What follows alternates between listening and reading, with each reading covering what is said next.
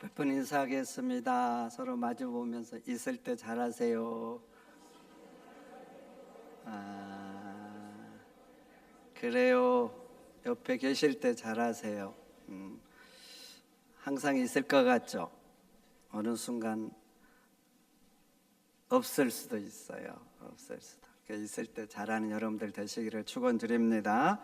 오늘 말씀을 봐보세요. 위대함, 권능, 영광, 승리, 위엄 다 주께 속한 것이라 그래요. 하나님께 속한 것. 근데 여러분들은 위대함, 권능, 영광, 승리, 위엄 이 중에 뭘 가지고 싶습니까? 뭘 갖고 싶으세요? 아무것도 없으세요? 와, 인간이 아니시구나.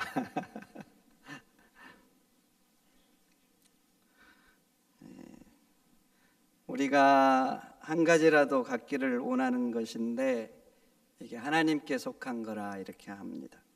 주권도 주께 있다 말합니다. 주권은 왕권이나 통치권을 의미하죠. 근데 하나님께 있다. 그래서 하나님이 주시는 사람이 갖는 거예요. 로마서 13장 1절에 모든 권세는 다 하나님께서 정하신 바라. 하나님이 정했단 말하죠. 12절 부와 기도 주께로 말미암는다 그러죠. 보통 사람들이 인생을 걸고 잡기를 원하는 거, 그래서 불철주야 노력하고 땀 흘리고 애쓰는 거, 밤을 샐 수도 있고 외국도 갈 수 있는 거, 부 그렇게 갖고 싶은데 누구로 말미암는 거라고요? 누구로부터 온 거라고요? 하나님께로부터 온 거라 이렇게 말하죠. 심지어는 모든 사람을 크게 하심도 강하게 하심도 주의 손에 있다 그럽니다. 그렇습니다. 이것은 내 것이 아니에요. 다 하나님의 것입니다. 함께 보겠습니다. 하나님의 것이다. 그렇죠. 하나님의 것이니까 내가 원한다고 가질 수 있는 게 아니에요. 하나님이 주셔야 갖는 거예요. 하나님이 주셔요. 그럼 봐보세요. 하나님은 도대체 누구에게 주실까? 아무에게나 주시는가? 막 주시는가? 그것도 아니에요. 행운권 추첨하듯이 그렇게 주시는가? 그것도 아니에요. 하나님이 정하신 일반적인 법칙이 있습니다. 그 법칙, 첫 번째 법칙은 뭔가? 심는 대로 거두게 하십니다. 그것을 위해서 땀을 흘리고 노력하는 사람, 그것을 위해서 투쟁하는 사람, 그 사람에게 주십니다. 우리 속담에 콩 심는데 콩 나고 팥 심는데 팥 난다 합니다. 이것은 예수 믿는 사람이나 믿지 않는 사람 모두에게 해당하는 것이에요. 예수 믿는 사람이 콩을 심어놓고 하나님 팥을 주세요, 팥을 주세요. 하나님 팥을 주실까요, 안 주실까요? 모르세요? 안 주시죠? 안 주셔. 콩을 심으면 콩을 주십니다. 물론 기적이라는 것도 있죠. 그러나 기적은 아무 때나 일어나는 게 아닙니다. 특별한 상황에서 하나님 주권적으로 역사하실 때 그런 기적이 일어나는 거예요. 그러나 일반적인 상황에서는 하나님이 심는 대로 거두게 하는 거예요. 그리고 또 많이 심으면 많이 거두는 거예요. 이것도 믿는 사람이나 믿지 않는 사람에게 일반적인 법칙입니다. 1000평을 심으면 1000평만큼 거두는 거예요. 믿지 않는 자나 믿는 자나 똑같은 거죠. 그런데 어떤 성도들은 100평만큼 심고 10,000평만큼 거두게 해달라고 합니다. 하나님 주신 내 인생의 밭에서 노력하지 않고 가꾸지 않고 심지 않았는데 하나님 대박나게 해달라고 하는 거예요. 다른 사람의 자녀들은 노력하고 날을 새고 자기 인생의 밭을 그렇게 가꾸는데 내 자녀는 빈둥빈둥 노는데 세계 모든 민족 위에 뛰어나게 해달라고 그래요. 그럼 한번 물어볼게요. 이런 기도가 하나님께 합당한 것입니까? 모르겠어요? 합당한 거냐고요. 그리고 그런 기도를 하나님이 들어주시는 게 정말 사랑이실까요?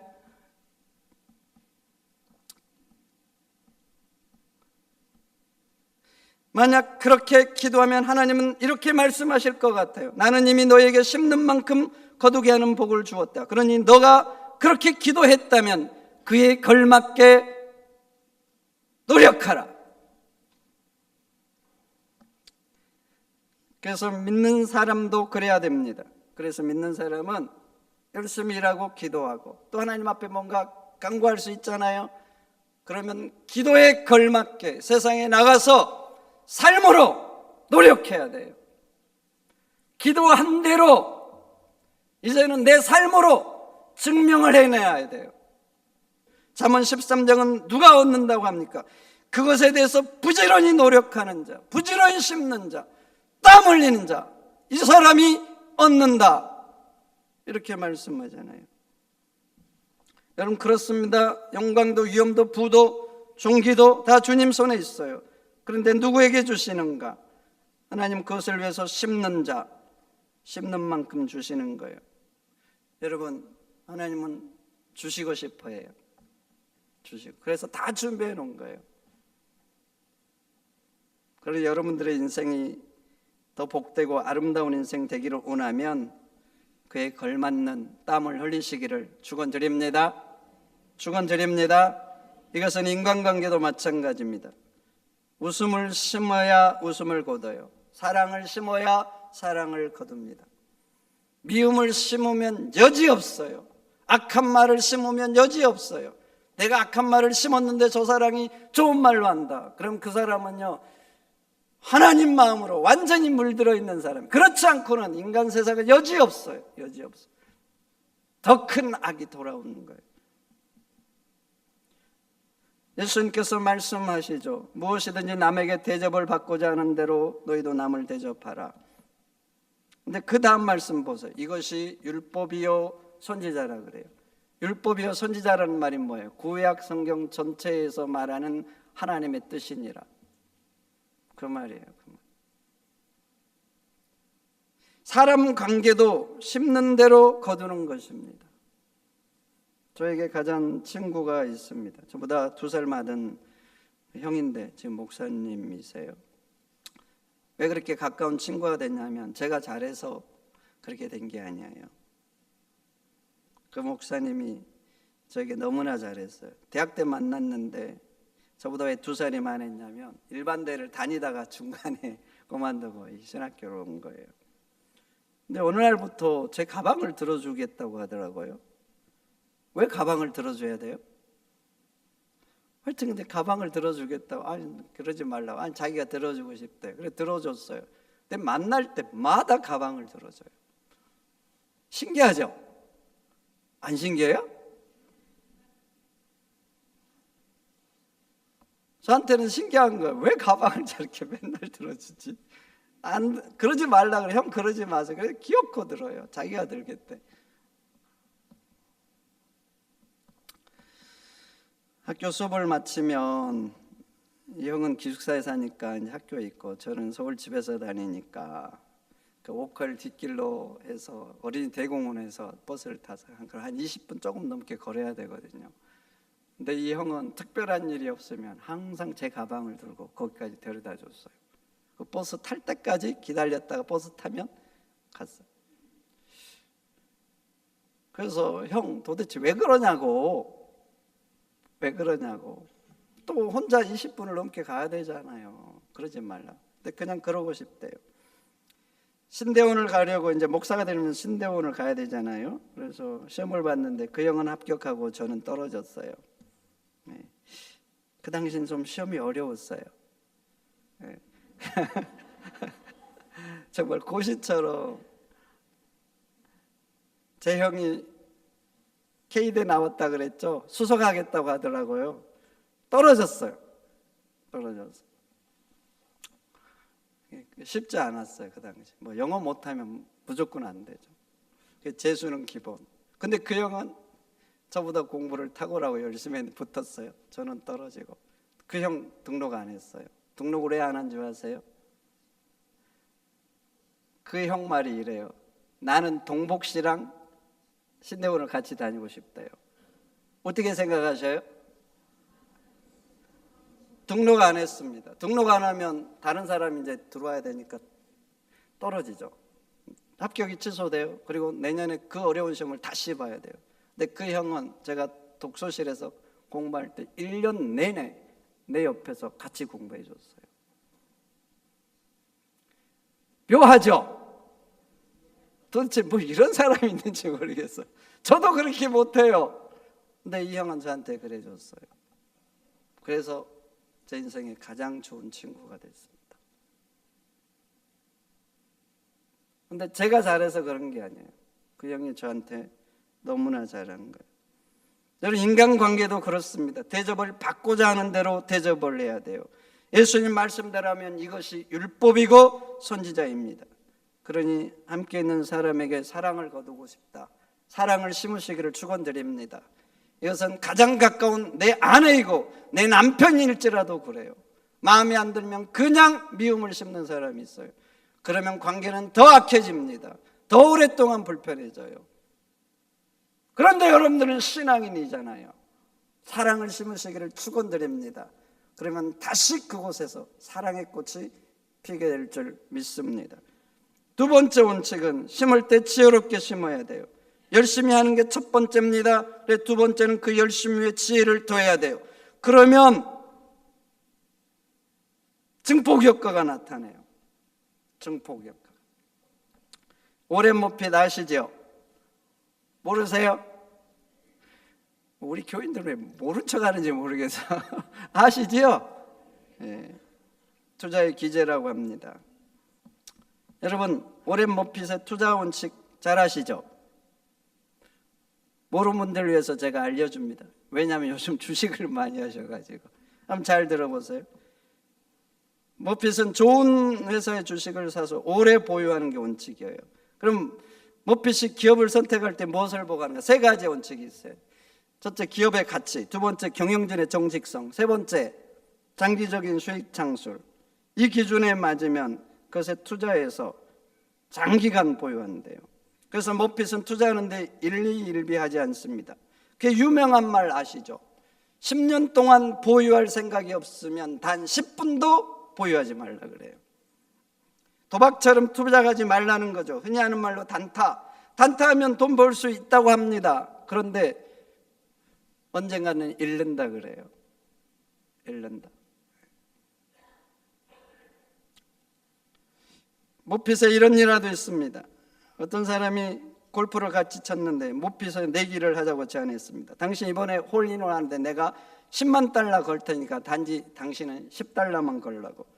근데 모핏이 거절했다고 합니다. 그러니까 그 사람이 말했대. 고작 10달러인데 왜 안 하냐고. 그랬더니 모핏이 이렇게 말했대. 나는 가능성이 적은 곳에는 도박하지 않습니다.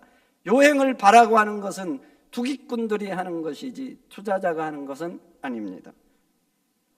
그래요. 모핏의 투자 원칙은 분명합니다. 좋은 회사의 주식을 사서 또 거기에 투자해서 오래 가지고 있는 거예요.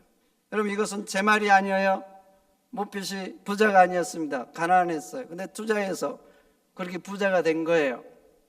현인이라 불렀던 사람의 투자의 지혜입니다. 그러니까 좀 마음에 새기고 그렇게 좀 하면 조금 도움되지 않을까 싶습니다. 그렇습니다. 모핏과 한 번 식사하는데 290원을 지불한 사람은 보다 지혜롭게 투자를 하는 게 자기의 자산을 잃는데 좋다고 생각하는 거죠. 그래서 기꺼이 290억을 투자한 거죠. 여러분, 그렇죠. 똑같이 사업을 해도 열심히 하는 사람과 지혜롭게 하는 사람은 다른 거죠. 똑같이 목회를 해도 마찬가지예요. 열심히 하는 목사님들 많아요.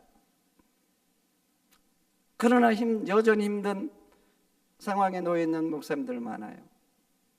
열심히 해야 되는 건 맞아요. 그러나 지혜롭게 해야 되는 것입니다.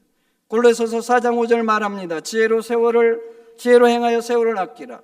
그렇죠. 열심히만 하면 더 땀을 흘려야 되고 더 많은 시간을 들여야 돼요. 그러나 지혜롭게 하면 힘도 덜 들지만 시간도 단축되고 효과도 커지는 거죠. 그래서 지혜로 행하는 것이 그 세월을 아끼는 거예요. 전도서 10장 10절 말합니다. 철 연장이 무너졌는데도 나를 갈지 아니하면 힘이 더 드느니라. 오직 지혜는 성공하기에 유익하니라. 여러분, 그렇죠. 옛날 분들 낯질 많이 해보셨죠? 날이 묻어지면 어떻게 해야 돼요? 갈아야죠. 갈아야 돼요. 묻어졌는데도 벌을 계속 보면 얼마나 힘들겠어요. 힘도 더 들고 효과도 떨어지고. 시간을 좀 투자해서 나를 갈아야 되죠. 세워야 되죠. 그래야 일도 빠르고 효과적이고 더 많이 할 수 있는 거예요. 근데 지혜로 행하는 게 똑같다는 거예요. 지혜로 그렇게 해야 성공하기 유익하다. 전도서 10장은 그렇게 말하는 것입니다. 성도 여러분, 열심히 하시기를 축원드립니다. 그러나 지혜롭게 하시기를 축원드립니다. 그러면 여러분들의 인생은 더 위대하게 하나님이 준비한 더 많은 복들을 풍성하게 누릴 줄 믿습니다. 그리고 마지막으로 하나님의 사람들은 열심과 주의 위에 반드시 한 가지를 더 해야 돼요. 그 한 가지가 뭔가 함께 보겠습니다. 거룩함. 반드시 거룩함을 더해야 됩니다. 세상 사람들 보십시오. 열심히 하는 사람들 많죠. 세상에 불광불급이란 말도 있잖아요. 미치도록 해야 어느 곳에 이른다는 말 아닙니까? 자기 어려운 환경을 미치도록 열심을 품어서 뚫고 지나가는 사람들이 있어요.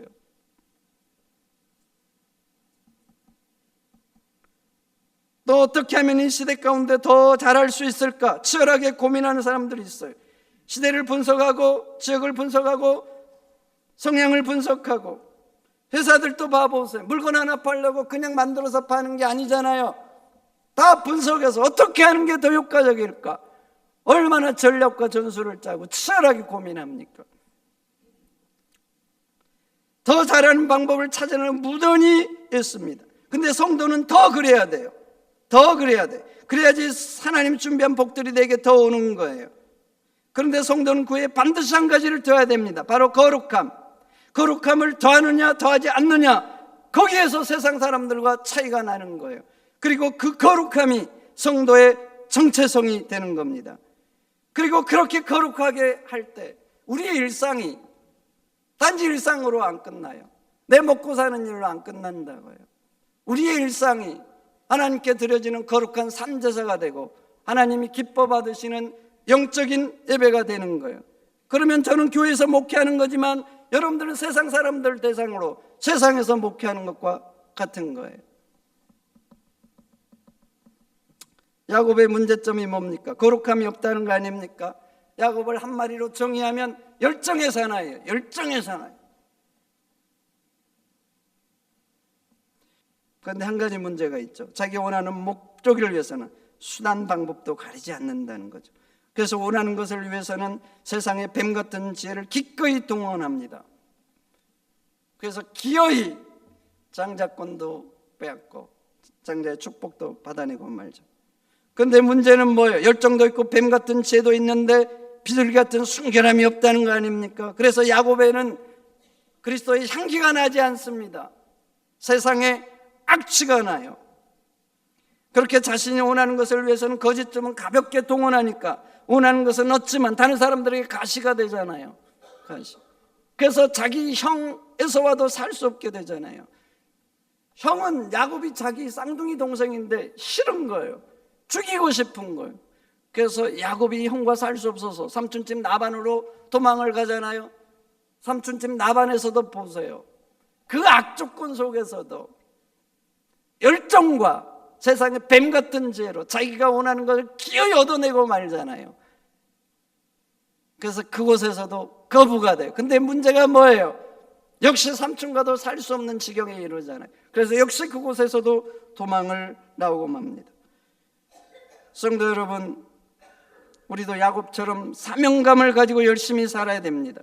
한 달란트 받은 종처럼 그렇게 살면 하나님은 그것도 악이라 그래요.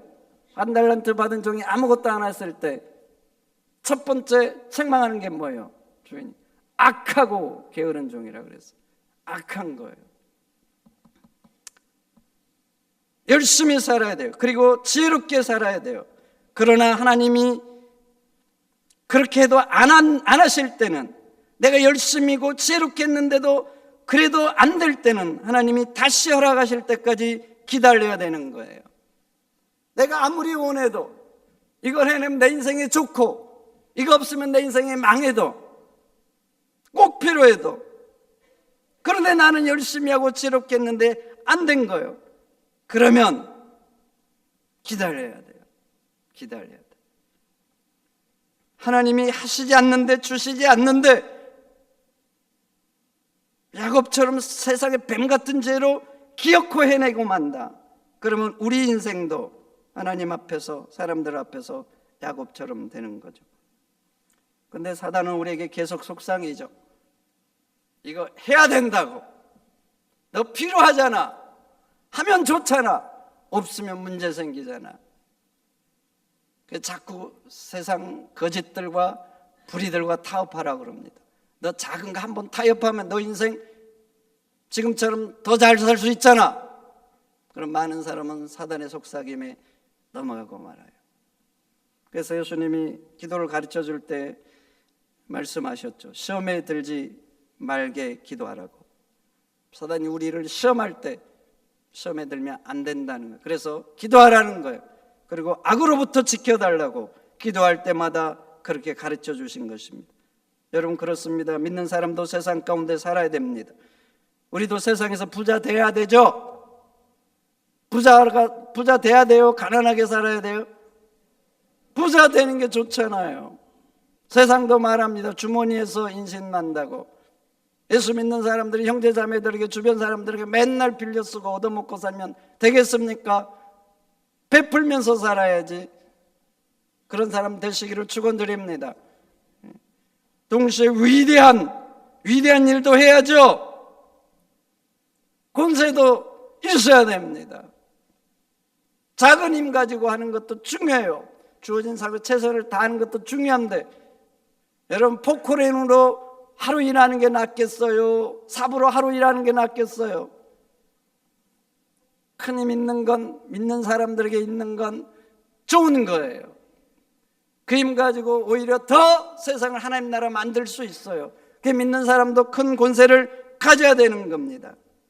그래서 누구보다도, 세상 그 누구보다도 열심히 노력하고 땀을 흘리고 세상 사람보다 더 지혜롭게 행동해야 됩니다. 그러나 동시에 거룩해야 돼요. 그래서 성도의 세상살이는 힘들어요.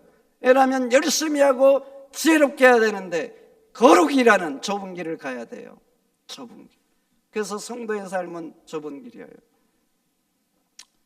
예수님이 마태복음 10장에 말씀하셨죠. 제자들 세상 가운데 보내면서 하신 말씀. 내가 너희를 보냄이 양을 이리 가운데 보냄과 같도다. 그러므로 너희는 뱀같이 지혜롭고 비둘기같이 순결하라. 오늘날 사는 우리에게도 똑같아요. 이리 가운데 양이 살려면 어떻게 해야 되겠습니까? 살아남고 거기에서 살도 찌고 또 새끼들도 낳아야 되잖아요. 예수님이 우리에게 그래서 그렇게 하는 거예요. 뱀처럼 지혜롭고 그렇지만 순결하라. 여러분, 예수님 말씀처럼 세상 가운데 뱀처럼 지혜롭고 비둘기처럼 순결하게 사시기를 축원드립니다. 그럼 여러분들은 영육간에 육적으로도 강건하고 영적으로도 강건하게 될 겁니다. 그리고 여러분들의 살아가는 일상이 그냥 내 삶을 살아가는 게 아니라 하나님께 드려지는 거룩한 산제사, 하나님이 기뻐하시는 영적인 예배가 될 줄 믿습니다. 다 같이 아멘. 아멘.